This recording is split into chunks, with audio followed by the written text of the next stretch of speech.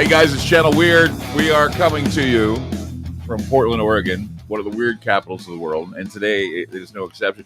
I've got to ask you a question. Do you remember Saturday mornings when you woke up, got your Captain Crunch, and got in front of the TV, and you heard this theme song?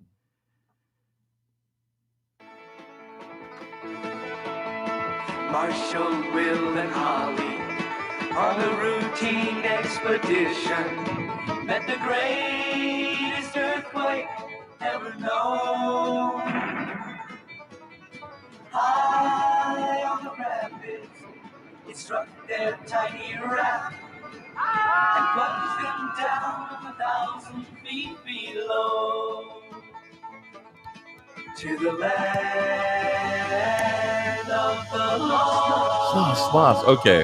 I think we get the picture. Sid and Marty Krofft did a TV show called The Land of the Lost with Marshall, Will, Holly, Chaka, and the Sleestack. And one of the good guys was Enoch, who was a Sleestack. But the Sleestack themselves were terrifying when I was a kid watching these guys. Terrifying. And as we were deciding to do a show today, I found out that in Portland there's actually a real Sleestack, or actually a guy who dresses up like a Sleestack. And so here he is, Portland Sleestak. How you doing, man? How's it going? Good. Can you hear me all right? I think we can hear you okay. Okay. Now, you have a full costume. I do. You just came in a little late, so we couldn't get you in full costume. Right. But the mask itself is remarkable. Excellent. Thank you. Yeah. So I sculpted it and cast it myself. So you're a sculptor. Yeah, I am now. No. Up until a few years ago, no. How long did it take to make this mask? From beginning to end, the sculpting probably took about 3, maybe 4 months, and then casting and doing the mold wasn't that long at all. So this is your own design. Yeah.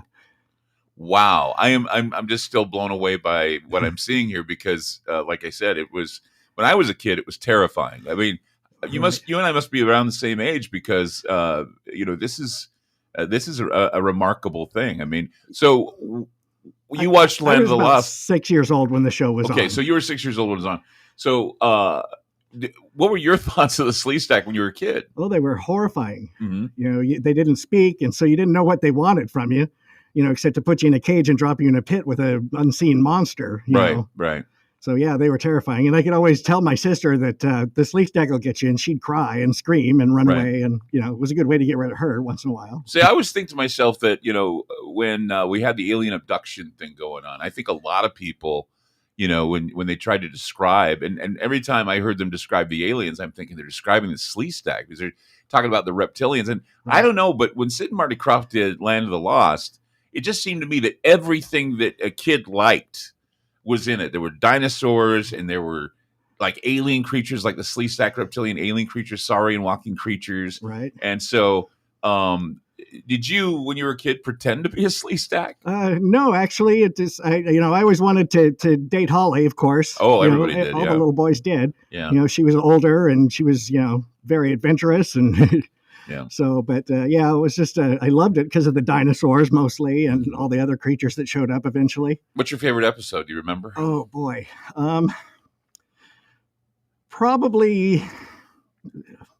The one at it was the season finale for season 1, right? Where they discovered that they were part of a time loop. Yeah. And the family actually escaped at the end, but the same family had to returned come back in. and took their place. So yeah, I think it was Enoch that said to them, "There's a doorway that you need to go through, and if you don't super go through, deep for such a kitschy kid show." I mean, yeah, you think about it. What they were teaching you quantum physics, right. They were teaching you superposition, they were teaching you all these things when you were a kid. And that's why, I think those who watched it were enlightened a little bit into time travel. And of course, they had the pylons, which looked like little UFOs were flying around. And right. Everything was in there that, that I love to talk about on my program, Ground Zero. Exactly. And I just, I was thinking to myself, when I heard that we were going to interview you, I was just thinking to myself, obviously this guy loved the show so much he took it to the next level.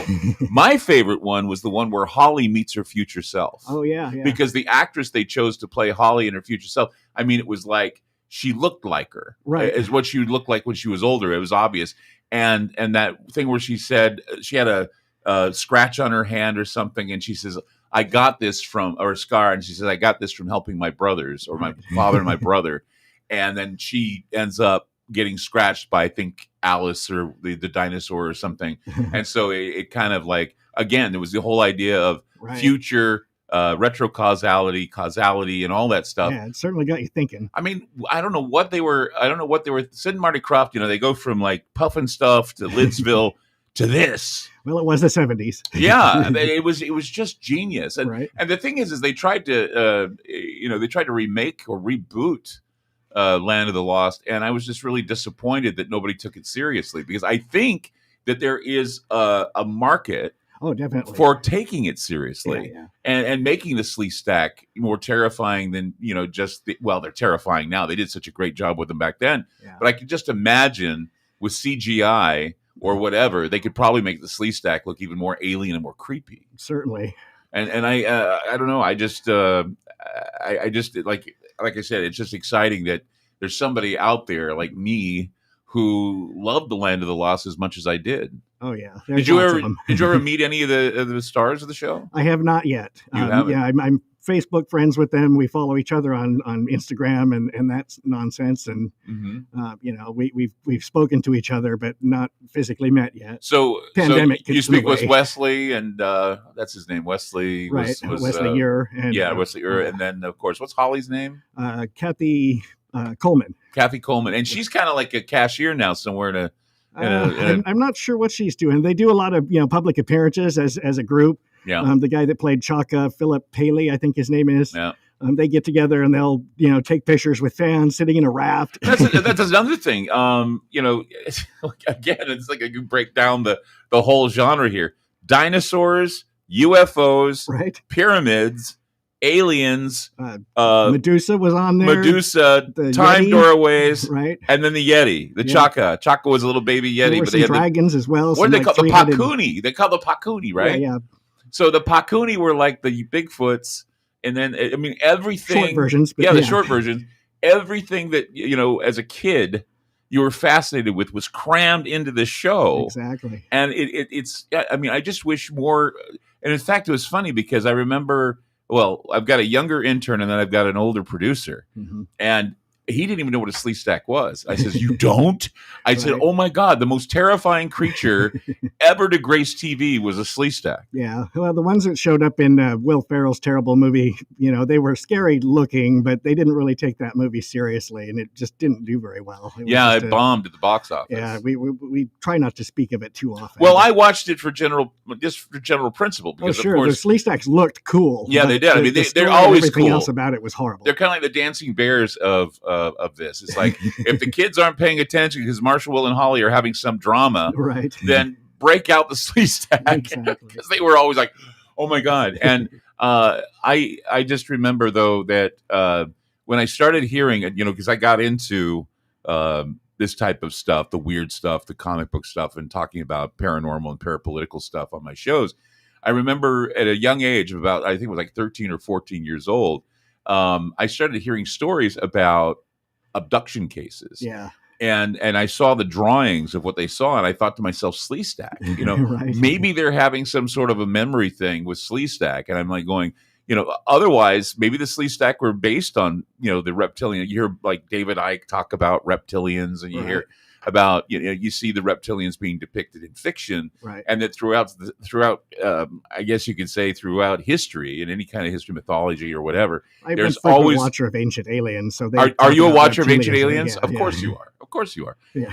and just the idea that there were like the Dagon, which were the fish people, and then you had you have these reptilian type of creatures that were there, and now we're calling them draconians. And it just seems to me that I think Sid and Marty Krofft had some sort of a, I guess you could say, a hand on the zeitgeist or hand on the palm of what kids. I mean, it was at a time where I remember going to the theaters and seeing things like In Search of Bigfoot or In Search of Aliens, or they even had In Search of Noah's Ark, and then they had they had Orson Welles talking about Nostradamus, and so all these things we were seeing in theaters when we were kids. And I think it kind of programmed us in a way. I think it made, if you were fascinated with this stuff and completely blown away by this stuff, you'd be either, studying it more, or in your case, going and making a mold. It's remarkable facsimile of the Sleestack. Thank you. So once again, how long did it take you to make this costume? Well, the first suit that I did, this is actually the third mask, the third full body. The first suit that I did was maybe about 6 months. It was terribly hard to wear. I mean, I learned to do it by watching YouTube videos. And so by the time I got it all put together, it was a half an inch thick of solid latex, and it wore like a suit of armor. You know, it was really hard to put on, and it was hard to wear for a very long time. The second suit took more like 9 months because I really spent my time sculpting each part. And, you know, we did the arms separately, the legs and the feet separately, the body in one piece. You know, every scale, every square inch of it was hand sculpted and then cast in latex and laid over an undersuit. So how do you see out of the mask? Is it through the nose? Because those eyes... The eyes are actually like for security camera domes. So normally there'd be a little security camera in here. And then I have some round lenses that give it the full darkness. Right. So I'm seeing through the eye right about here. And then, of course, I'm sure that when you make appearances, you hiss, right? Oh yeah, there will be sound effects. I'm still working on getting that done. But so you'd have the hissing already, like recorded. Yeah, I'll have this quiver with a rudimentary slingshot kind of strapped to it, and I'll be able to push a button in my glove, and it'll sound loud and clear. And so, have you ever had you ever think about getting a whole group of guys? I mean, that would be terrifying if you had a whole group of Sleestack. Expensive, but well, I mean, all you got to do, I mean, like on the show today, you should say to people, you know, I guess, you know, if you want to be part of the Sleestack group, I have the plans, and if you want to pay, how much would you charge for a suit like this? Oh boy, I've never actually calculated how much it all cost. I just went on the credit card and I paid it off. So you know. Well, you got to go into business. I'd probably cry. You go into business with this. I think you just say you want a Sleestack costume. They'd probably be about $3,500 a piece. Really? Yeah. I mean, it's a lot of work, but it's worth it, man. If you want to look like a Sleestack, I'm sure people, because I know that that was the I think it's like the 501st. Is that what they call themselves? The Camino Star Trek group or Star Wars group. God, don't kill me. Star Wars group, and they have guys that do the molds of the stormtrooper outfit. Oh, sure. We had a Darth Vader that was just most excellent Darth Vader, and of course, many of the Mandalorians were there, and they would spend so much money in their cosplay. Certainly. And so it wouldn't be beyond the pale if somebody was a fan of the Land of the Lost or a fan of the Sleestack. Yeah, I'd like to see an Enoch. I think that'd be fun. What would that be? Kind of a pale. No, he's kind of a brown tan. He's kind of a tan, like sandy color. Yeah. His hands are different. And he's short. I never understood why they didn't explain. Maybe they did. I mean, maybe you can enlighten me. They never explained why Enoch was a different color Sleestack and why he was a good Sleestack. Well, he actually, in the third season, he kind of turned into a bad guy. The deal was that Enoch is a member of a race called the Altrusians, and the Sleestack are basically the Neanderthal version of the Altrusians. So they evolved into the Altrusians, and then some calamity happened, and they reverted back to their, stupid. And they were named after a captain named Sleestack, right? Yeah, the guy that supposedly discovered them, right? Who's long dead. Yeah, because he had his name on the cave, if I remember, and that they said that's why they call him Sleestack, named after the captain or named after John Sleestack. John Sleestack. And it never really. I vaguely remember how he wound up in that Land of the Lost. He fell through a doorway just like Marshall Willem Hall. Right, and he kept a log, and they found the log that somebody else had been there before. Right, several people. Yeah, and then there's and another thing too. Gosh, I'm just remembering everything. The crystals. Yeah. We now a lot of times on my show, we talk with people who like crystals, and they use them for communication, and then we learn that crystals are good conductors of electricity. That you go back to the crystal radios, you go back to how they're able to transmit. And that's exactly what they did in Land of the Lost. Enoch would move them in the Lost City. He would move them around, and they would open the doorway that way. Right. Well, depending on which pylon you were in, each pylon did a different function for the whole place. It was kind of like a closed universe. So if you walked in a straight line, you'd end up right back where you started. Right. Like the TV used to. Yeah. It was just, I don't know, maybe they hired somebody to come in and talk about quantum physics or talk about, this type of thing, because you go back And somebody should write a book called The Science of the Land of the Lost. Right. Because it's probably out there. It probably, because it once again, it inspired me when I was a kid to think about a lot of these ideas.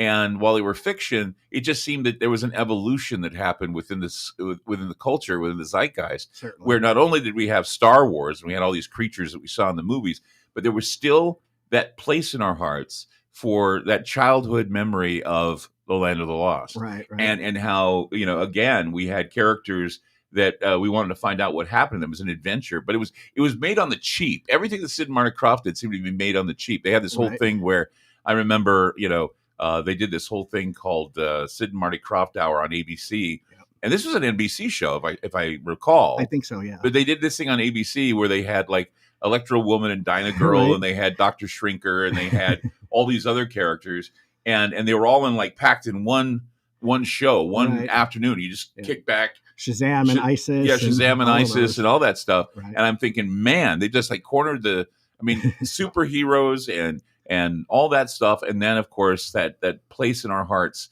for Land of the Lost, which was just amazing. Yeah, they actually employed quite a few of the writers and creative talents from Star Trek. Walter Koenig, I think, directed a few episodes, and some of the Star Trek writers did a few episodes as well. See, I didn't know that. Yeah, it stands to reason, though, that some of the best science fiction people were probably involved with Land of the Lost. The Sleestacks, there were 3 suits that they built for the series, and they were all worn by UCLA basketball players.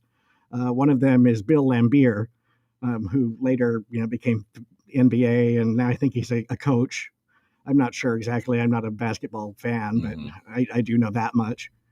So it would stand to reason because they were probably the Sleestack were really tall. Yeah, that was probably about 6 feet, 7 feet tall. Right. Again, marauding and scary, and living in caves. Right. So let's say that. Okay. So when did this idea of coming up with a costume came to be in your life? How old were you? Really, I just wanted to have just a match, just a head, and wear a tuxedo or a leisure suit, and then wear it as a Halloween costume. And when I got done with the first head, it just kind of took over. It really just took on a life of its own, and so I made a body and ended up selling that to a collector down in Van Nuys at the Secret Lair action figure museum. He bought the full-size suit all stuffed and mounted. The second suit is waiting for that to happen. It's still hanging on its perch at home, so it's technically I'm still a 2 Sleestack house, but they only fit me. I have a 2 Sleestack house. So when that one and this one look pretty much the same. They're from the same molds. The first one was very different. Have you ever thought of doing an Enoch mold? Maybe. I mean, I kind of want to do a few other projects, and try out like doing hair and things like that. So maybe a Sasquatch or like a Wendigo or something like that. But, wow. We'll see what happens. Portland Sleestak. It's portlandsleestak.com, right? No website yet. Okay. I'm on Facebook, Instagram, Twitter. Right. The Portland Sleestak with us, and we're gonna take the mask off and reveal the guy's name coming up. Okay. Once again, it's just an amazing thing right here on Channel Weird. We'll be back with more. Don't go away. Thank you.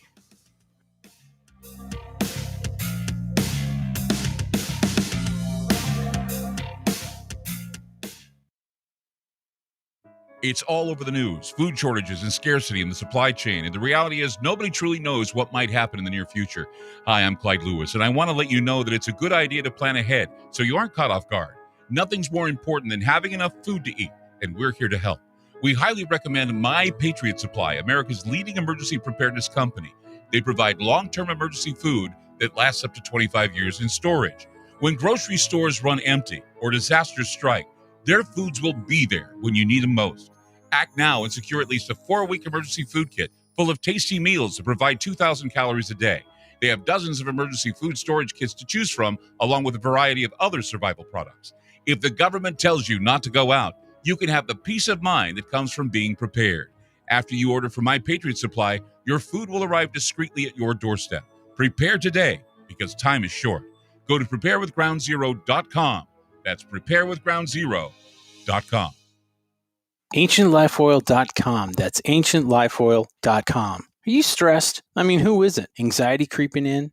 No, not that. Is sleep hard to attain because your brain just won't slow down? We're living in crazy times, and the fear knob has been turned up. Okay, there's an answer. Take a big breath, exhale, and go log on to ancientlifeoil.com. CBD, broad and full spectrum, organic and non-GMO CBD for you to enjoy. Change your tune from fear to calm, from brain overload to clear thinking. 0.003 THC on full spectrum and 0% THC on broad spectrum. Competitive pricing with the best quality. Also know everything is going to get better. No worries, be happy. CBD can help calm so your nerves don't think they're a 6-string electric guitar. Enjoy life, smile, and log on to ancientlifeoil.com for great CBD. That's ancientlifeoil.com. You'll be glad you did.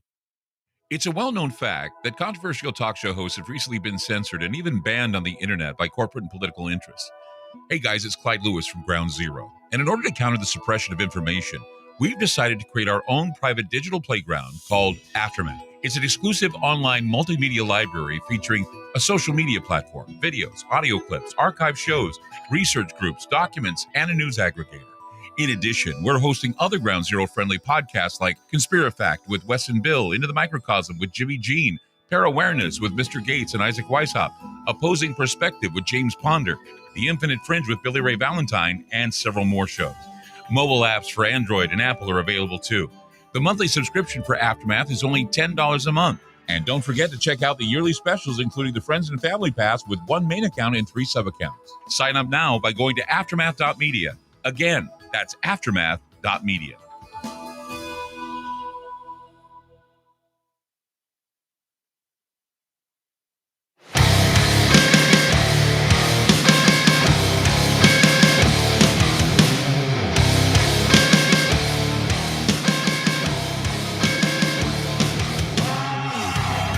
Welcome back to Channel Weird, and it's very weird today. With us is Brent Marr.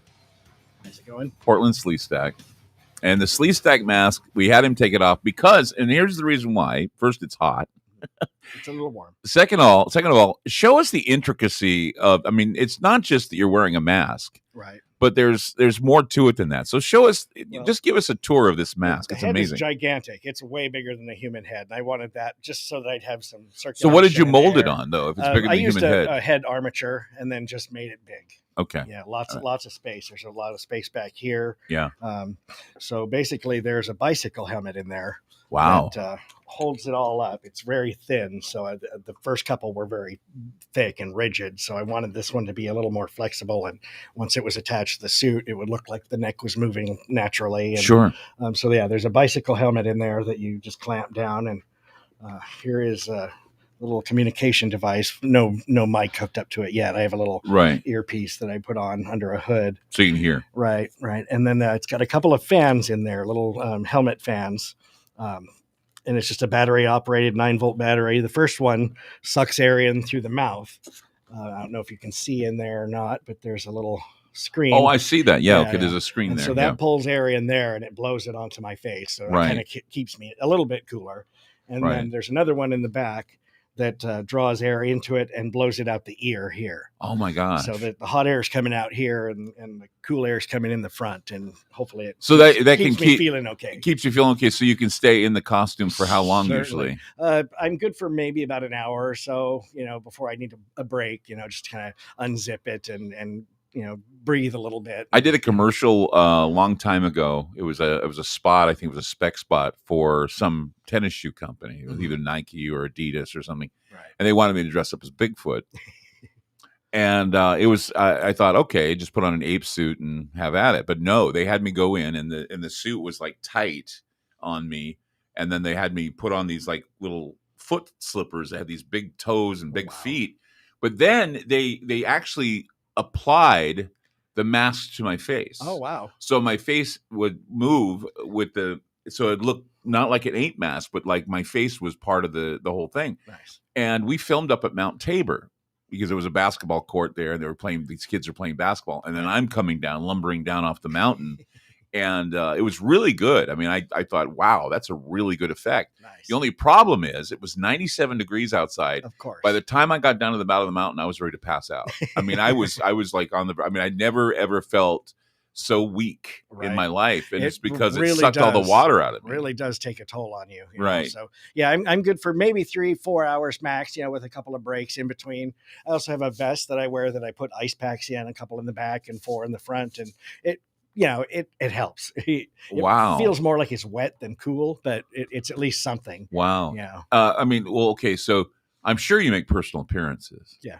Now, who calls you and says, Brent, I need you to suit up and come out to birthday parties, bar mitzvahs, what? Well, so far, most of them have been in my own volition. At Saturday Market, they've, obviously had a rough time over the past couple of years because of the pandemic. So I've made a couple of appearances down there just to hopefully bring some more people down to come and see me and then do some shopping, hopefully. But recently I got called up got an email from a electricians union to show up at their holiday party for their company and do selfies. And she said just to hang out for a half hour or so and take pictures and have fun. So we're doing that this afternoon, actually. What is the crowd reaction usually?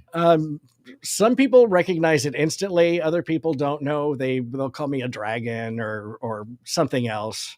But a lot of people really do just, oh my God, it's a Sleestack. Do they appreciate it? Yeah. I mean, for the most part. I mean, it brings in the inner child and the inner fears that you had when you were a child, I think, when you see it. Yeah. And I think a lot of people, I guess probably it's the younger people think you're a dragon. Right. That's why we need that generation to come together and have another attempt at looking at Land of the Lost. Yeah, I just think that I don't know why the script isn't there, and I really wish that they hadn't have. I don't know why they think it would be hilarious to do some sort of satire or some sort of a comedy that really flattened out because Will Ferrell was just phoning it in. Right. But I don't know. It's just one of those things where I think, like I said, when we were told that you were going to be on the show, Ron, my producer, couldn't even pronounce it. He didn't even know what it was. And I said, you're older than me. You weren't, I guess maybe you weren't watching it because I guess you have to capture a certain demographic. Not everybody sat in front of the TV on Saturday morning. Some people I didn't have a life. Some people actually went outside and did things. Yeah, they played. But no, I mean, even though I went outside and did things, I made sure that in the morning I'd get up and watch Land of the Lost. Never missed the Super Friends, never missed Croft shows. No. It's just they got better and better and better and better, and this is probably their magnum opus doing this show. Nickelodeon actually did a reboot of a series. Timothy Bottoms was the star in it, and it was a different family, and I don't recall their name, and I've never actually seen a full episode of it. You can find it on YouTube, I believe. Mm-hmm. The Sleestacks in that were very, very different. They were more like those Gorns from Star Trek, the one that Kirk fought. Oh, the one with the big horn in the front, the monkey. He was like the lizard alligator. Oh, I know. I know what you're talking about. Yeah, okay. And these, a little more ornate than that, but pretty decent. But they spoke. They actually, had language, and they talked to each other and wore all this, Gwar style armor, and they, not quite the same at all. What is the weirdest appearance you've ever made? You can, if there is one. I can't really think of anything that was particularly weird. One of my favorites was when the Nerd Out Cafe was open on Belmont. We just kind of showed up there because they had a sign that said, all these creatures welcome. And Sleestack was among them. And it was, a whole list. How long ago have you been doing this? About 3 years now. Oh, okay. Yeah. Because we used to do at a place called Bodacious Classics, a bar. We used to have Klingon karaoke. Yeah. And it was I went in there a few times. I loved how they had the circuit boards in the bathroom walls. Yeah, the circuit boards, the bathroom walls. We had Star Wars stuff everywhere. We had a big Enterprise, and we had the Naboo ship of Star Wars. We had an R2-D2 that would go around. Mostly Star Wars stuff, but the main attraction was a Klingon. Klingon Jim, we called him, came in, and he would sing rock hits in Klingon. I wanted to go to that so bad, and I just never made it. And I was thinking to myself, this would have been perfect because we had stormtroopers show up. We had a singing stormtrooper. We had another Klingon that would sing. He'd sing Just a Gigolo in Klingon. We had actually Miss Nude Oregon show up dressed as Slave Princess Leia. She actually took that on the road, and that's how she became Miss Nude Oregon, because she was.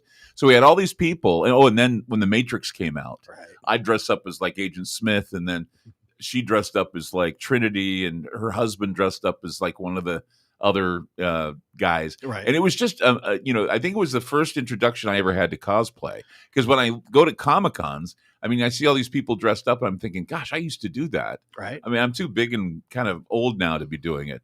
But maybe I'd find something that I could dress up as, and I could pull it off. Right. But something like this, I think it's so nostalgic and so out there that I think the reaction would be, remarkable. Yeah.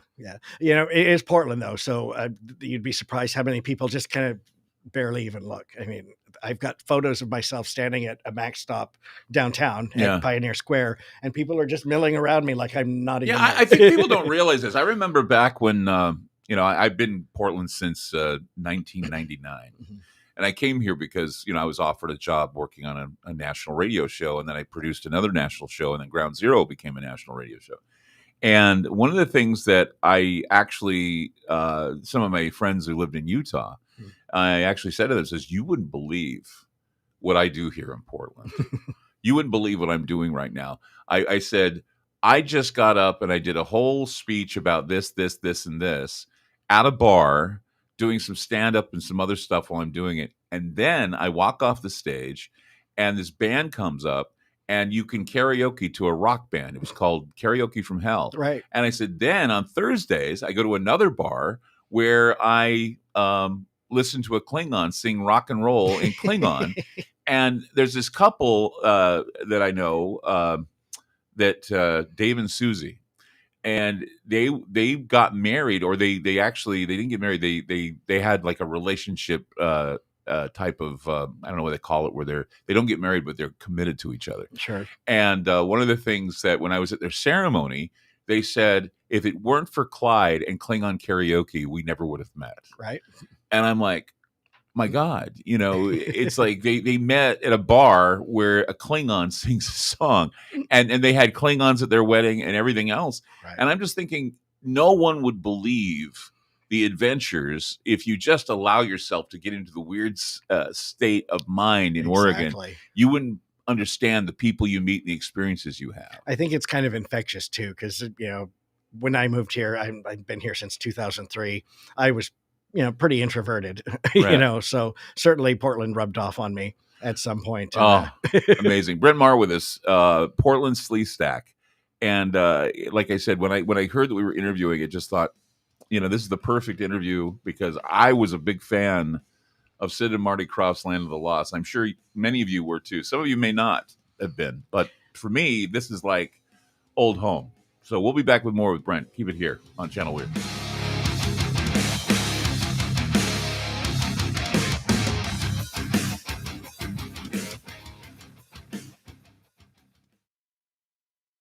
With me is Ronnie from GetTheTea.com. Hey, Ronnie, it is the tea that makes you go, I know this because I use it. My favorite is pomegranate. What kind of flavors are there to choose from with this wonderful tea? You can do pomegranate. You can do just the straight, which is real good.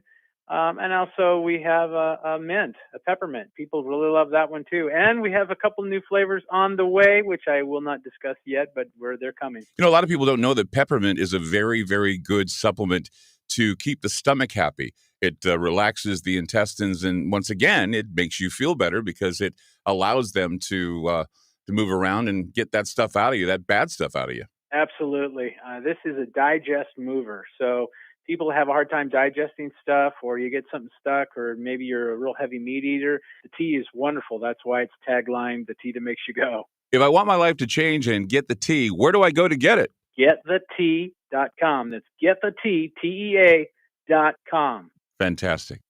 It's all over the news, food shortages and scarcity in the supply chain. And the reality is nobody truly knows what might happen in the near future. Hi, I'm Clyde Lewis, and I want to let you know that it's a good idea to plan ahead so you aren't caught off guard. Nothing's more important than having enough food to eat, and we're here to help. We highly recommend My Patriot Supply, America's leading emergency preparedness company. They provide long-term emergency food that lasts up to 25 years in storage. When grocery stores run empty or disasters strike, their foods will be there when you need them most. Act now and secure at least a 4-week emergency food kit full of tasty meals that provide 2,000 calories a day. They have dozens of emergency food storage kits to choose from, along with a variety of other survival products. If the government tells you not to go out, you can have the peace of mind that comes from being prepared. After you order from My Patriot Supply, your food will arrive discreetly at your doorstep. Prepare today, because time is short. Go to preparewithgroundzero.com. That's preparewithgroundzero.com. AncientLifeOil.com. That's AncientLifeOil.com. Are you stressed? I mean, who isn't? Anxiety creeping in? No, not that. Is sleep hard to attain because your brain just won't slow down?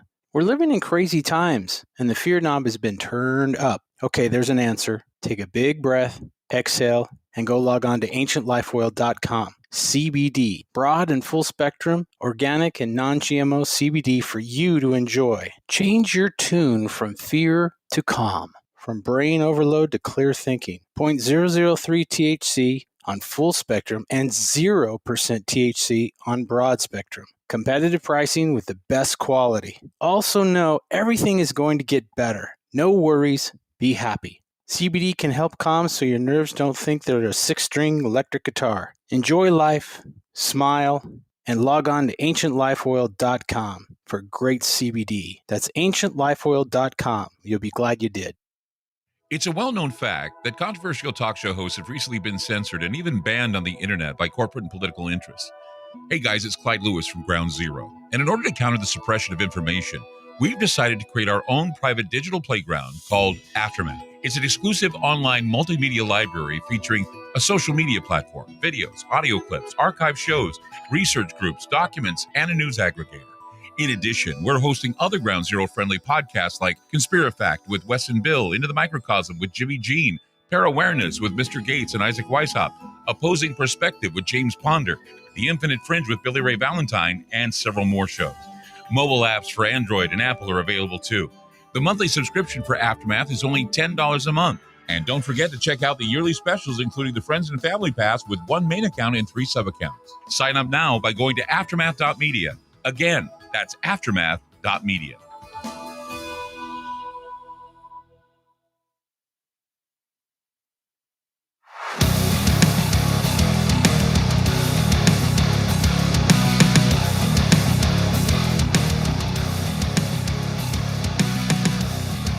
Brent Mars with us, Portland Sleestak.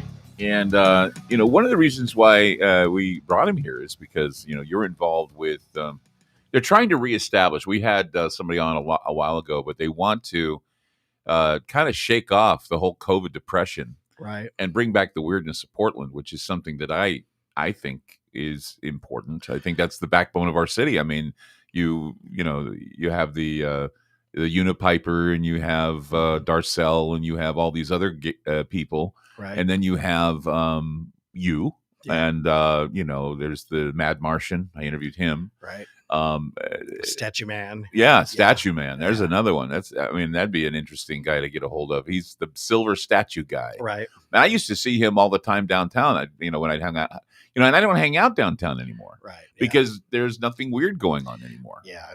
The pandemic has definitely put a grinding halt. Well, to a lot of and good the activities. protests too, which Yeah. is kind of like, stay away from the city because of it. And they'll say it was only in a 2-block area. Well, yeah, that's enough. I mean, when you have police officers on every block, and you don't feel like you can be weird in that regard. Yeah, exactly. But there ought to be at least a moment where we do recognize this. I think we need to recognize those who have these, odd. I don't know if they're really odd, but these things that are just make Portland the fun place it is. I mean, it's like it's a playground if you're able to run into these characters. I mean, there are a lot of characters that have passed on.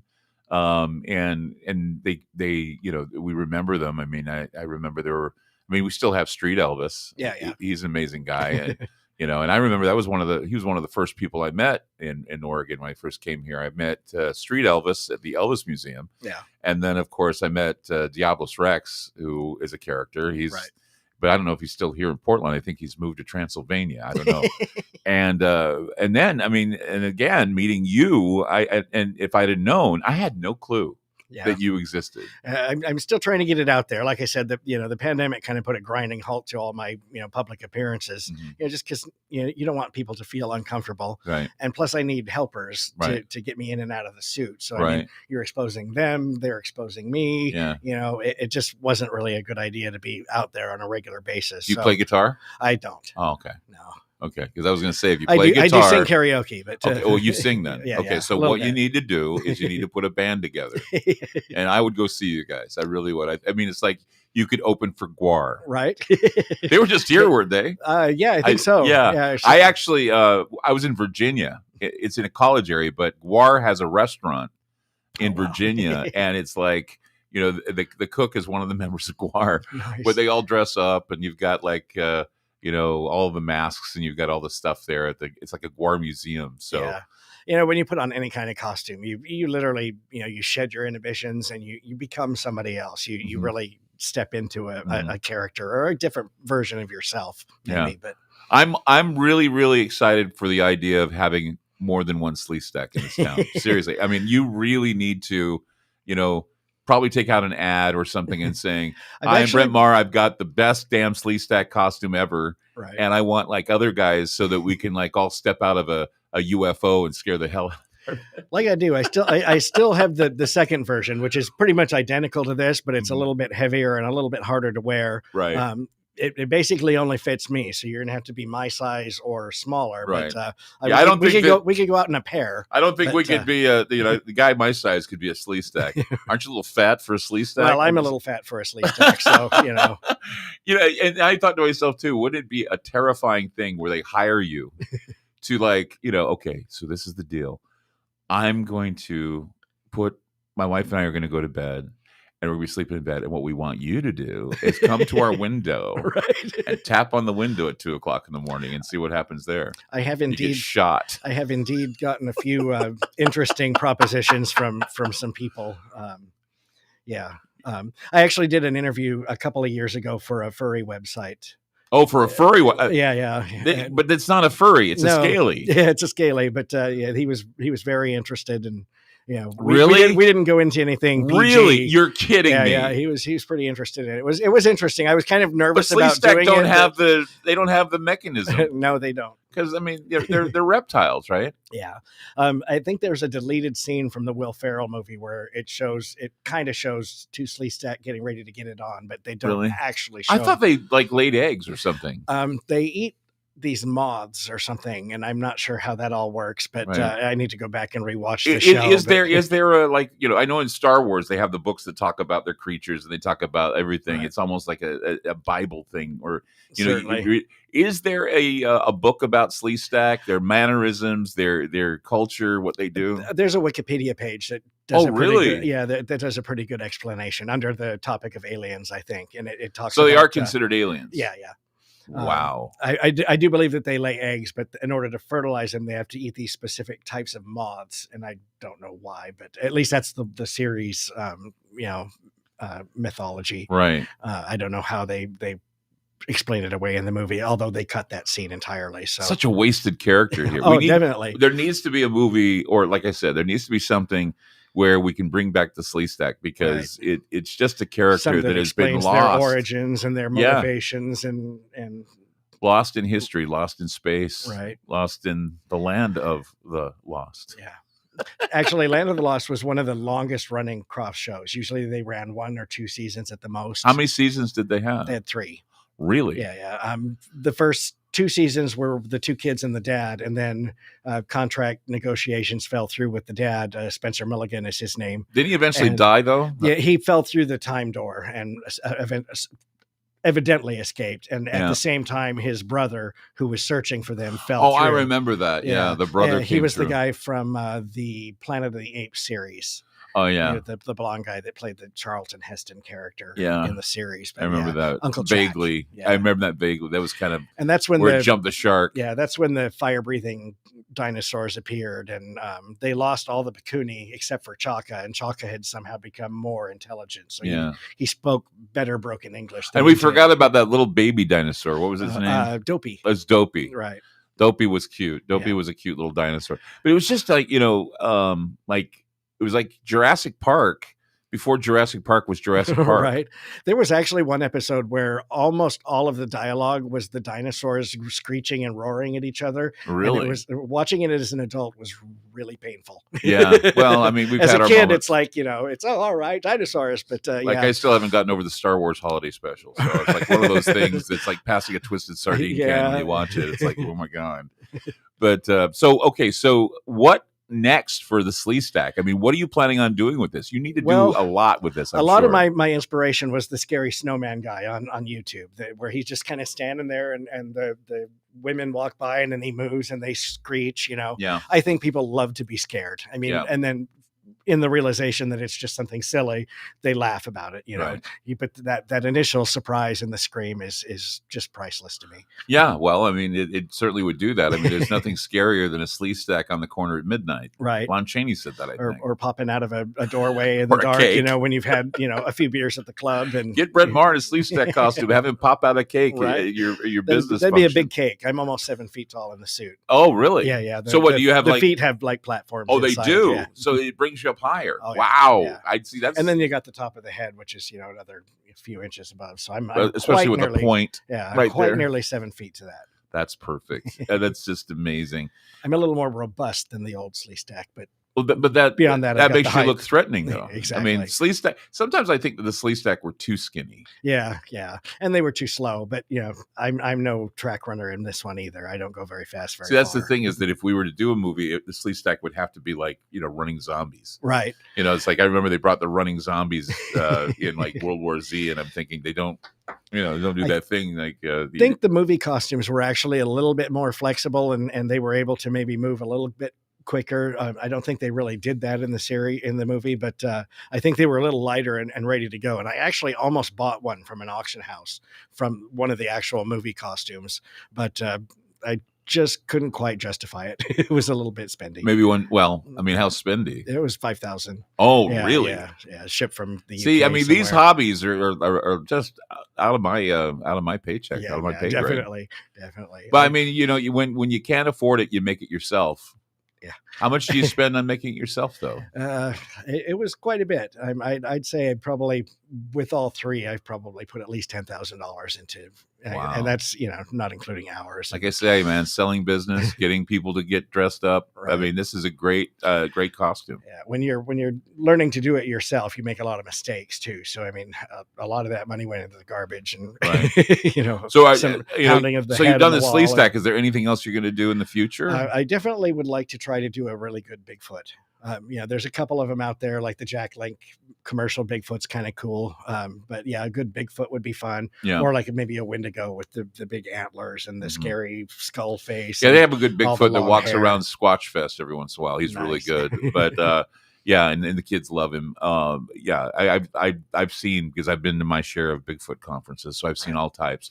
But yeah, I'd love to see a really good Bigfoot costume. I actually saw a picture that somebody did. It was a photo of some food art, and it was basically a banana that had been peeled to about halfway, and they'd carved this happy skull face into the meat of the banana, and then there was like a mask happy face on the peel that you could see, and I'm not sure what it was from, but I kind of want to make a scary monster banana guy. And you can hang out with Broccoli Man. Right.